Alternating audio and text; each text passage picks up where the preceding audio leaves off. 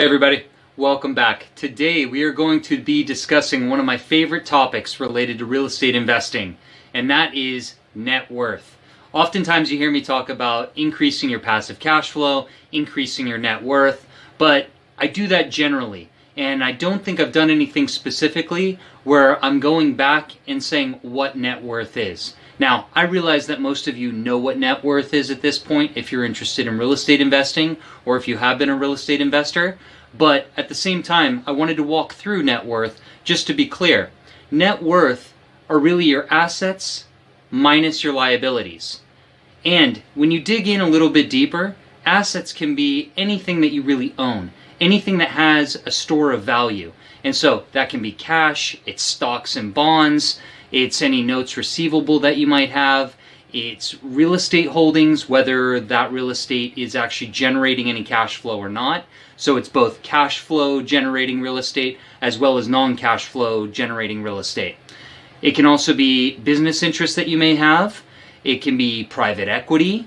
Assets also include any kinds of precious metals like gold, silver, platinum, and any kind of Bitcoin asset or derivative of Bitcoin.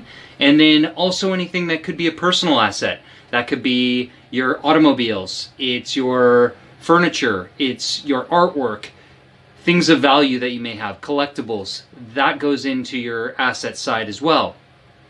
The liability side of the balance sheet are really anything that you owe to somebody else. So that would be any short-term debt like credit card payments where you owe credit card debt. It could be short-term loans that you've taken from a bank or from someone individually.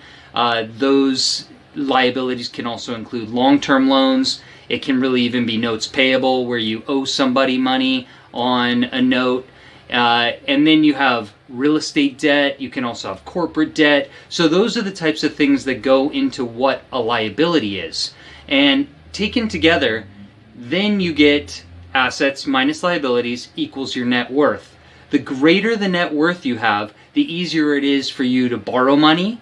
Most likely, the more you're making on your money, because if you have investments that are greater than your liabilities and you're earning some sort of income on those assets, you'll be able to generate additional income through those investments. And therefore, your passive cash flow can also help you increase your net worth.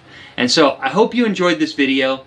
I really wanted to discuss net worth. It's one of my favorite topics. I love having conversations with people about wealth. I love reading articles about wealth. I read a lot of biographies that are about wealthy individuals and how they came into that wealth.